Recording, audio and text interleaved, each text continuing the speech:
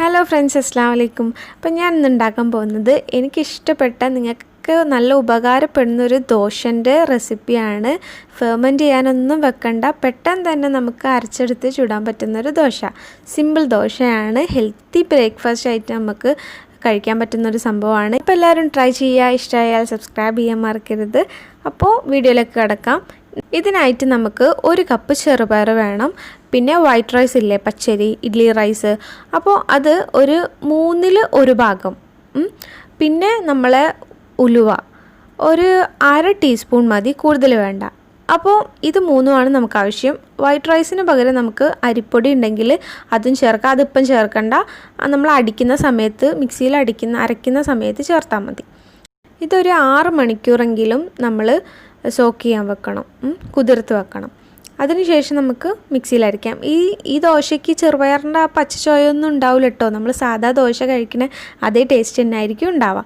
അപ്പോൾ ഇതാ നമ്മളെ ഈ 3 സംഭവങ്ങളും നല്ല വൃത്തിയായിട്ട് കുതിർന്ന് വന്നിട്ടുണ്ട്. അപ്പോൾ ഇനി ഇത് നമുക്ക് ആവശ്യത്തിന് വെള്ളം ചേർത്തിട്ട് മിക്സിയിൽ അരച്ചെടുക്കാം. ഒരു പേസ്റ്റ് രൂപത്തിൽ അരച്ചെടുത്താൽ മതി. അപ്പോൾ അരിപ്പൊടിയാണ് നിങ്ങൾ ചേർക്കണമെങ്കിൽ ഈ അരയ്ക്കുന്ന സമയത്ത് ചേർത്താൽ മതി കേട്ടോ, അത്ര തന്നെ അളവിൽ. അപ്പോൾ നമുക്ക് ഉപ്പും ചേർത്തിട്ട് നന്നായിട്ടൊന്ന് മിക്സ് ചെയ്യാം.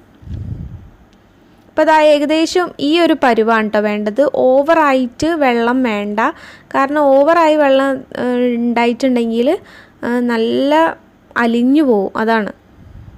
അപ്പോൾ ഈ ഒരു കൺസിസ്റ്റൻസിയാണ് കേട്ടോ വേണ്ടത്. അപ്പം ഇനി നമുക്കത് ചുട്ടെടുക്കാൻ എന്താണ് നമ്മൾ ഇനി ഇങ്ങനെ ഒരു നോൺ സ്റ്റിക്കിൻ്റെ പാനാണെങ്കിൽ ജസ്റ്റ് ഒരു നെയ്യോ എണ്ണയോ എന്തെങ്കിലും ജസ്റ്റ് ഒന്ന് തടവി കൊടുത്തിട്ട് നമുക്ക് ദോശ ഒഴിച്ചിട്ട് ഇങ്ങനെ ദോശ ചുടുന്ന പോലെ തന്നെ ചുട്ടെടുത്താൽ മതി. അതേപോലെ തന്നെ വരും. അതാണ് ഈ ദോശൻ്റെ ഏറ്റവും വലിയ പ്രത്യേകത. നമ്മൾ സാധാ ഉഴുന്ന ദോശയല്ലേ, അതേ ദോശ തന്നെയാണ്, ഒരു വ്യത്യാസവും. പക്ഷെ നല്ല ഹെൽത്തി ആയിട്ടുള്ള ദോശയാണ്.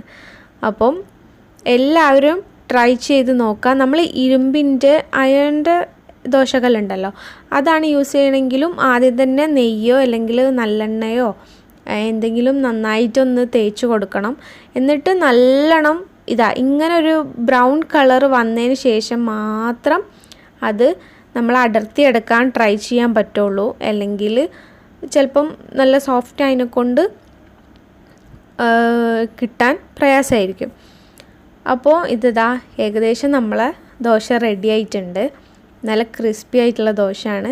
ഇത് നല്ല ചട്നീൻ്റെ കൂടെ അല്ലെങ്കിൽ നല്ല സാമ്പാറിൻ്റെ കൂടെ ഒക്കെ സാധാ ദോശ, ഉഴുന്ന ദോശ കഴിക്കണ പോലെ തന്നെ കഴിക്കാൻ നല്ല ടേസ്റ്റാണ്. പിന്നെ ഞാൻ നേരത്തെ പറഞ്ഞ പോലെ സാധാ ഒരു ചെറുപയറിൻ്റെ ആ ഒരു പച്ച ചോയയോ ഒന്നും ഇതിന് വരുന്നില്ല. സാധാ ദോശൻ്റെ അതേ ടേസ്റ്റ് തന്നെയാണ് വരുന്നത്. അപ്പോൾ എല്ലാവരും ട്രൈ ചെയ്ത് നോക്കാം. അപ്പോൾ ഇതുപോലെ തന്നെ നമുക്ക് ബാക്കിയുള്ള ദോശയും ചുട്ടെടുക്കാം. അപ്പം ഇങ്ങനെ ചെയ്തിട്ട് നിങ്ങൾക്ക് നല്ല റിസൾട്ടാണ് കിട്ടണതെങ്കിൽ എന്തായാലും കമൻറ്റ് ചെയ്യുക. അപ്പം വീഡിയോ ഇഷ്ടപ്പെട്ടാൽ ലൈക്ക് ചെയ്യാനും ഷെയർ ചെയ്യാനും സബ്സ്ക്രൈബ് ചെയ്യാനൊന്നും മറക്കരുത്. അപ്പോൾ അടുത്തൊരു വീഡിയോയിൽ കാണുന്നവരെ ബൈ, ടേക്ക് കെയർ.